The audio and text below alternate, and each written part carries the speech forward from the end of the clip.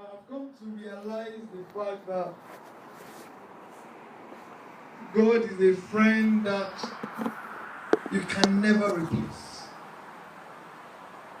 Jesus is the only true friend. So much so that when you are really, really down and out,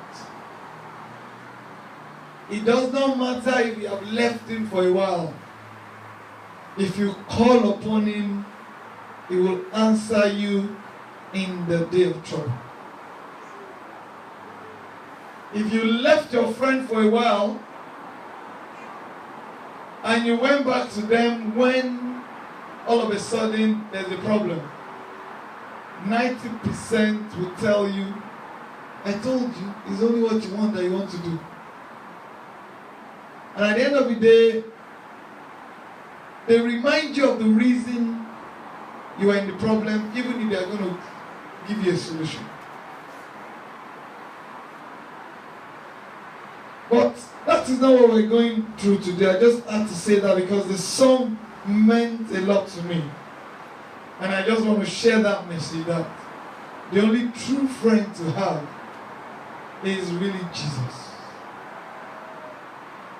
The only lesson for today is taken from the book of Ephesians 2:1 to 22.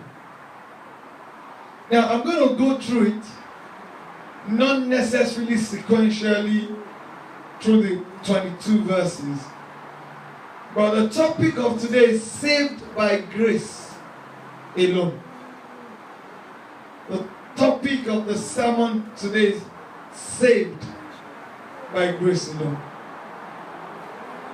Now, if men will realize that we were nothing, but by the blood of Jesus we have become something. We were uncircumcised. By the blood of Jesus we were made circumcised. Now, I'm always quick to point out this. Thank God for Jesus. God had no plan for us, whether you like it or not. Because at the end of the day, we are quick to render this particular song. Israel in Africa. We are the generation or the seed of Israel in Africa. Who told you? By what reason? Where is the genealogy that said it? By what claim do you have into becoming Israel? If not by the death and the resurrection of Christ. God had no plan for the Gentiles. He chose a small nation by virtue of promise, and that is a gift to the Israelites. I'm going to give you a gift through Abraham, because he believed, he walked with God, he believed God, and was counted unto him to righteousness. And he declared that through him, all nations of the world will be blessed. Now, for some reason, the laws and the commandments and the rules, because we are but flesh. I read Genesis 6 sometimes ago. Even the sons of God came down to meet with the creature of God. If men can make angels to fall, then what else is useful in a man? And those were the generation of giants. Those were the forefathers of Goliath. And those were the troubler of Israel. So in every journey that God has created, any adversity that has come unto man, it is not God's fault. It is our fault. But despite all those anomalies, God deemed it fit to redeem us. Because at the end of the day, we have signed up to an agreement. You shall not do this, you shall not do that. You shall not bring somebody to the altar of grace. You shall not bring. We failed on our part. And any agreement is binding on the giver and the receiver. Now, every agreement God had with man before Jesus Christ, we are failed totally.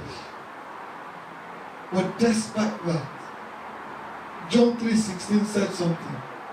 He said, "For God so loved the world that he gave his only begotten Son. So whoever believes in him will not perish, but have an everlasting life."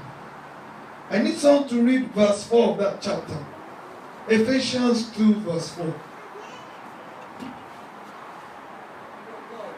Yes? Yes? Yes? Yes? Thank you. There's no way by which man can be saved. There is no other avenue that man is saved. And that is the foundation of Christianity. Little wonder nowadays, I wonder why people, they just come up with a new idea. I'm celebrating 30 years in Christ.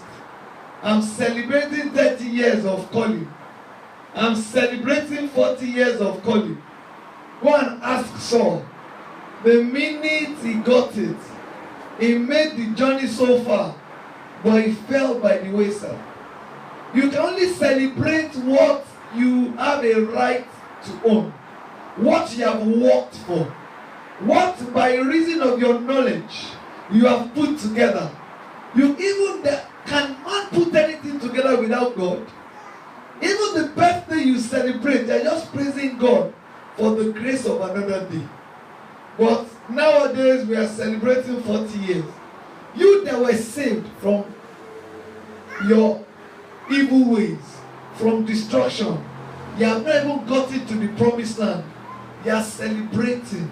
Your celebration should be at the end of the journey, not before the end of the journey. Because you did 40 years, does it mean you are going to finish strong?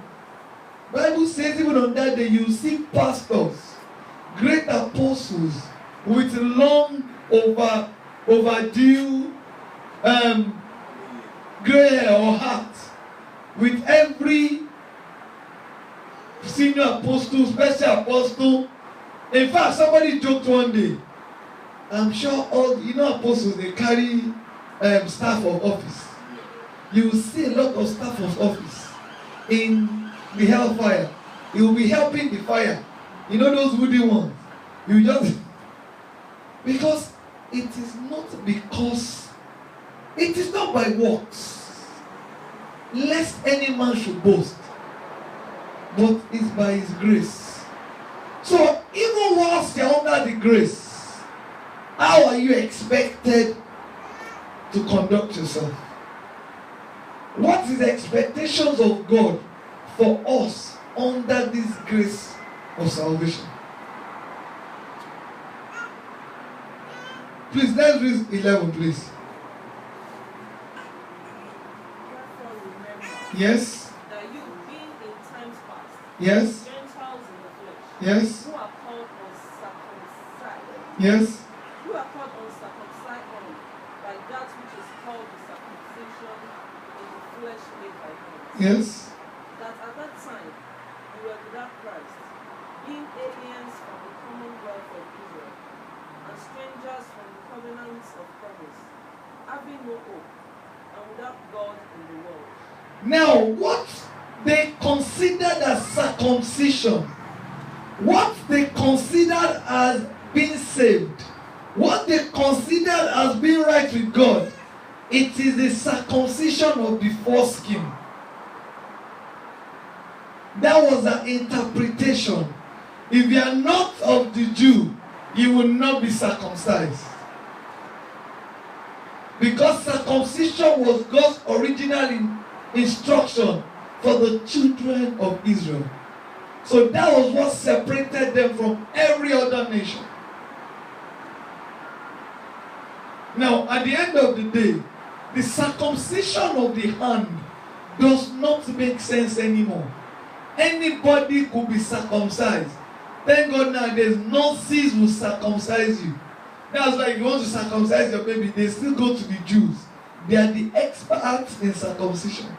They have been doing it since generation before Christ. Their forefathers used to do it. So any newborn baby, if you ask them, oh, I am going to, where is that place? They have a central area for the Jews in North London. You go there and they circumcise. They know how to do it well. But what God requires of us is circumcision of the heart. Because it is possible for you to claim to love God, but your deeds does not show it. It is possible for you to say, I am of God. I have been saved by grace. And if your saving by grace does not mix with faith, you are wasting your time.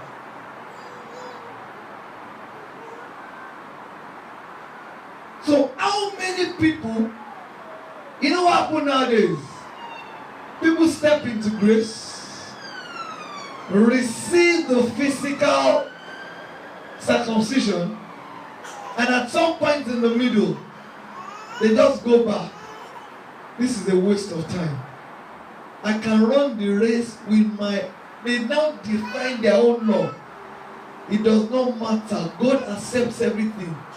God is God in all situations. I was speaking with this mother today. A brother that was supposed to be in church is an altar boy. God has given him grace. Don't go and perish. Come. I want you to be before me 24 hours. You know what somebody advised him? Don't worry, Shebi is altar. You can go. Do what you have to do. When you come back, you sanctify yourself and you still continue.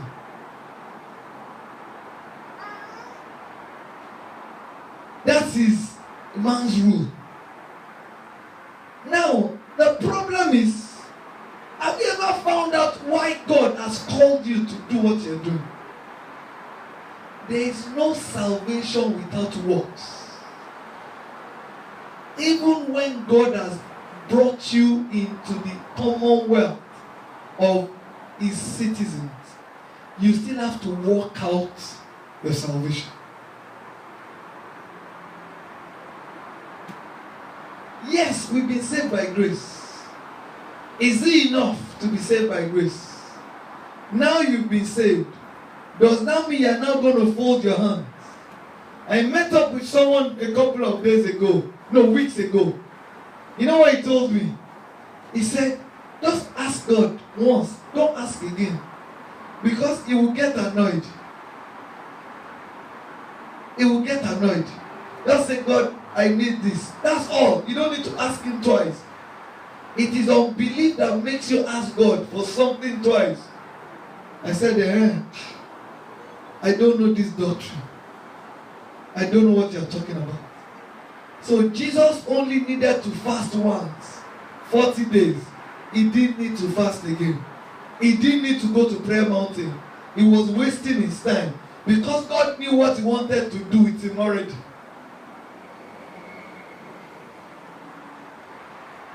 When a salvation is declared on you, you have to walk till the end. That is when you will now receive the gift that is awaiting everybody in the throne of grace. The one that died that saved us worked for his salvation. So we that he died for, we don't want to work for it. When Jesus himself, up till the last minute, Satan was still tempting him.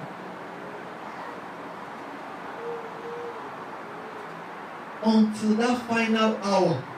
And he's going to sit at the right hand of God. Now, if we want to be beside him, don't we think we have to do what he did? Don't we think we have to put so much as... I've never found out since I've been reading the Bible that Jesus at some point said, okay, let me rest a bit. Let me follow what I have to do first. He had a goal. He had a mission. And he was set on that goal. Now, don't confuse this. We live in this world. Even whilst you are going through this world, your goal should be the fact that somebody died for you.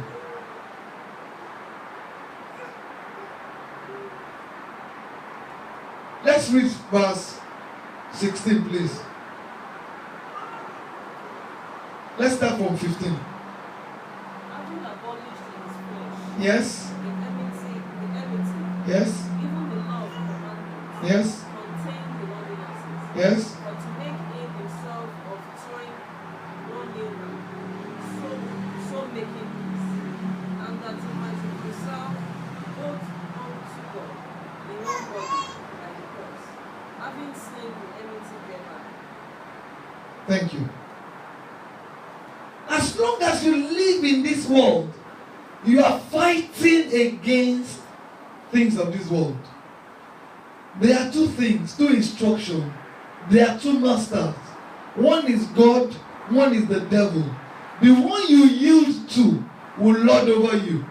But Jesus Christ has come to make it easier for man not to be held back by Satan or the deeds of this world, that by his death and resurrection we will be able to fulfill the things of the Spirit.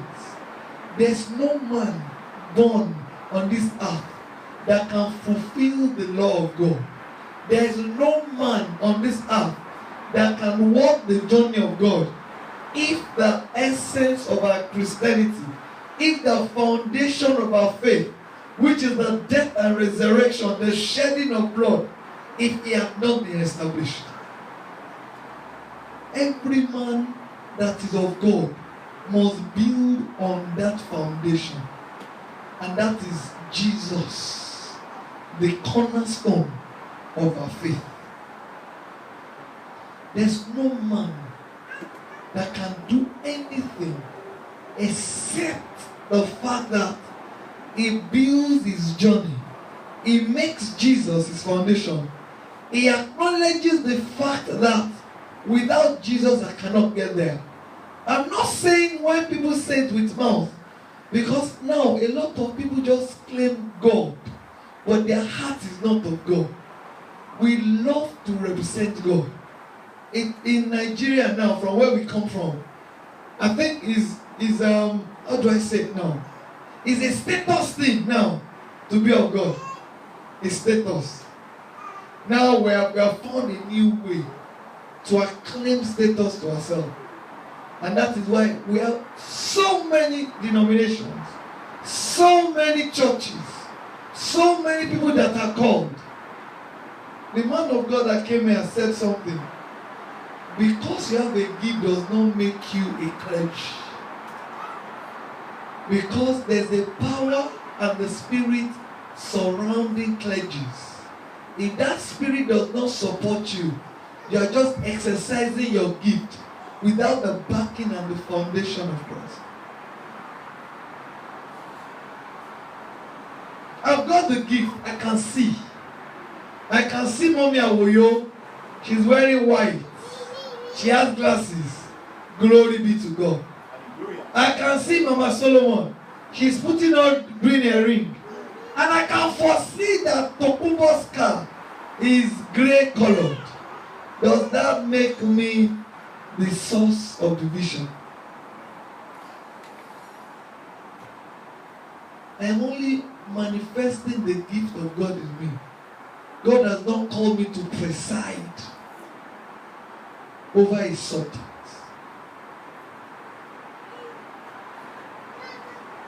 God will help us. Now I'm going to read 19. No, let me read from 20.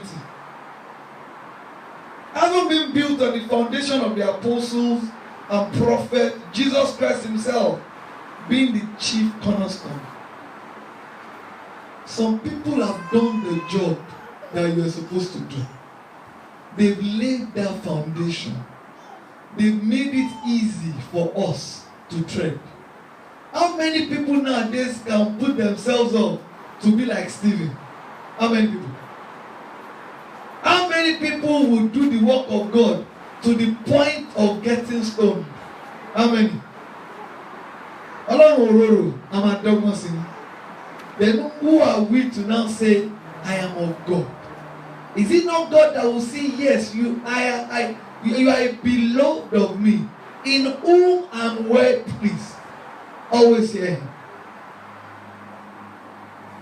I'm going to finish with this. He now says 21, in whom the whole building, being fitted together, grows into a holy temple in the Lord, in whom you also are being built together for a dwelling place of God in the Spirit. This body is a temple of God. The only thing that can dwell in this body that will fulfill God's law is His Spirit.